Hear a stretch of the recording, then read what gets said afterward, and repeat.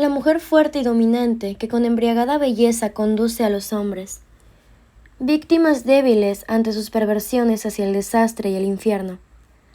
La historia de la mujer dentro de los entornos culturales, sociales y políticos se ha visto opacada por la visión reduccionista del hombre. El patriarcado se ha encargado de tomar la figura femenina y opacarla, porque esas capacidades femeninas le contienen la imagen de una mujer que supone por sí misma una insurrección, y no es para menos. Años de represión por parte de la figura masculina dan por resultado mujeres capaces de cuestionarse la realidad y la historia que las habita. Por supuesto, de reconocer también todo lo que son capaces de hacer. Desde que Pandora abrió la caja, Lilith se negó a yacer debajo de Adán y desafió a Dios probando el fruto prohibido del árbol de la ciencia.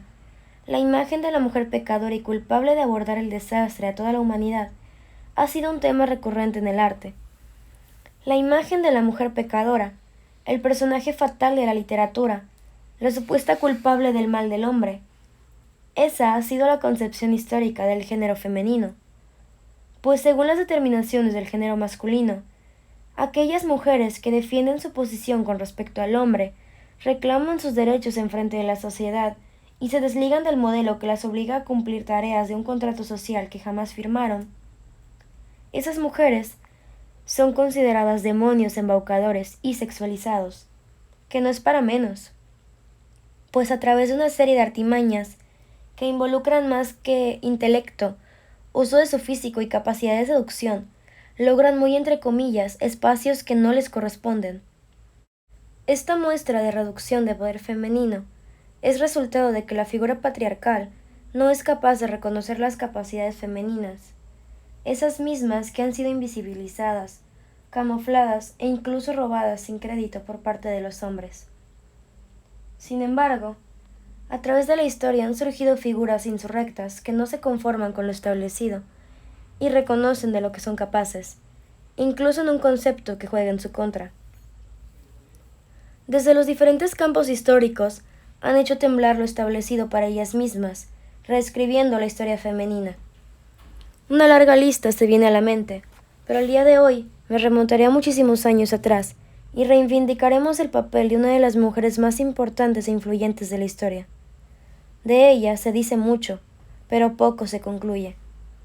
Soberbia, embaucadora, provocadora y excesiva, todo escrito por hombres. La historia misma ha limitado la idea de que esta mujer haya sido capaz de llegar a ocupar el puesto que ocupó sin usar artimañas. Dudan que su inteligencia superaba la de muchos y que su ingenio la llevó a ocupar el rango más alto en el antiguo Egipto. Cleopatra, de nombre griego, sería la representación de Isis en la tierra, el mayor miedo de los hombres en esta época, y cómo no, era una mujer sumamente inteligente, diplomática, comandante naval, lingüista y escritora de tratados médicos, descendiente de Ptolomeo y la última emperatriz del Imperio Romano.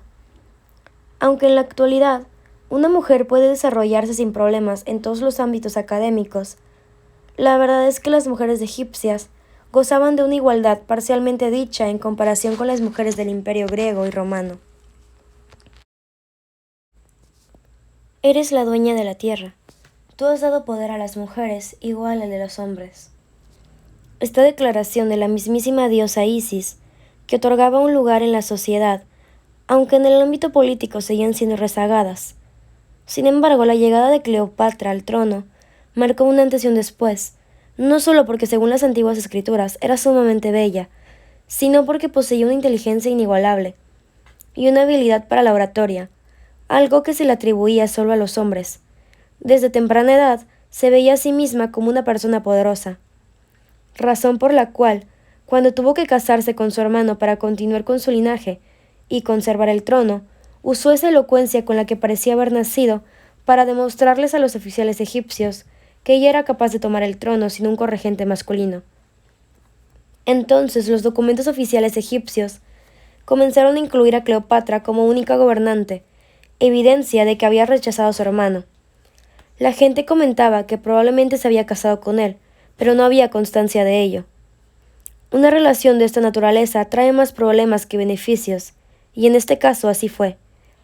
Poco más después de la unión surgió una disputa civil entre Ptolomeo y Cleopatra, dando como resultado una posible derrota y su destierro a Alejandría.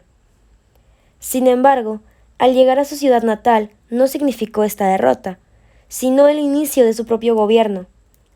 Estando allí, organizó un encuentro con Julio César para formar una alianza y conseguir la derrota de su hermano, pero este acontecimiento duraría unos años, pues no sucedió como esperaban. En su lugar, Cleopatra y Julio César estaban recluidos en el castillo de Alejandría, amedrentados por el ejército de Ptolomeo III. La lucha fue larga y en la mayor parte de esta Cleopatra no se presentó. 1, porque confiaba en la resolución de Julio César, y 2, porque según la creencia popular estaba esperando un hijo con él. Tal como Cleopatra lo imaginó, Julio César logró establecer una resolución para que ella tomara el mando de Egipto. En esa ocasión con su hermano Ptolomeo XIV a su lado y como corregente, pues su antecesor había muerto en un intento de fuga. Eso sí, Julio César no estaba dispuesto a renunciar a Cleopatra. Sus encantos, el físico que le alababan, pero sobre todo su intelecto, elocuencia y elegancia lo habían cautivado tanto que respondiendo a los rumores tuvieron un hijo al que llamaron Cicerón.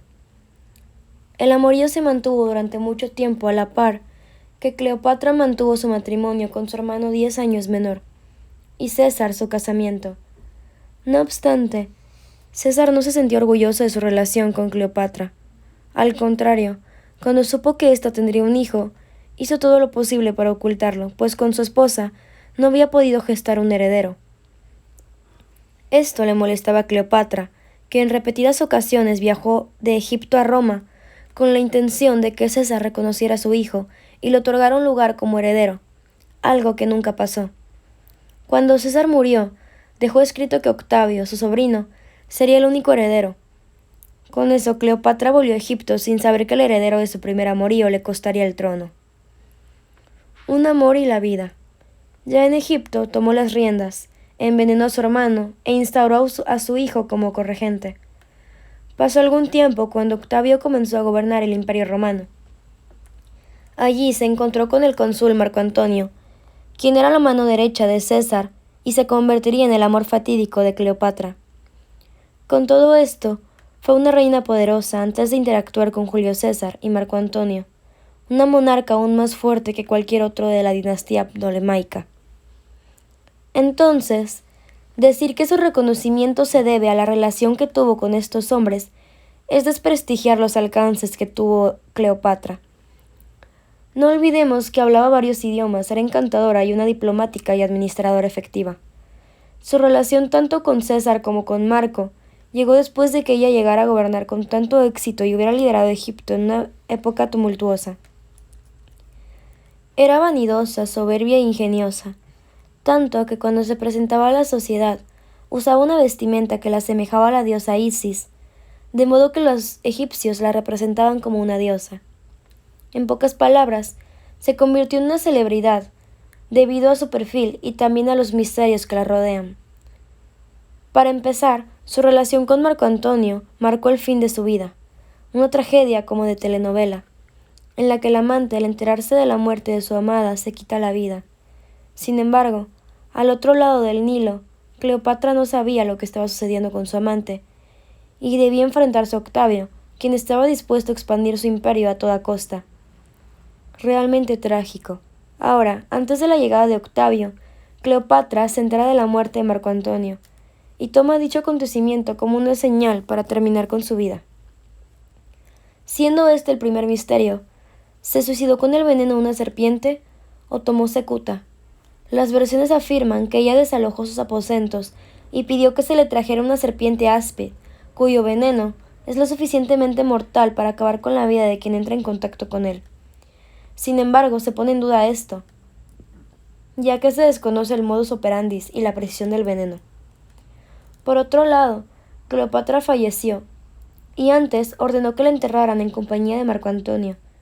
Sin embargo, lo verdaderamente extraño es que jamás se encontraron sus tumbas. Lo más cerca que han estado es cuando se excavó en Alejandría, y no se obtuvo absolutamente nada. De esta enigmática mujer no conocemos su apariencia física, pues ningún retrato de esta época parece hacerle justicia. Sin embargo, se concluye que la imagen de la diosa faraónica se mantiene como un icono global.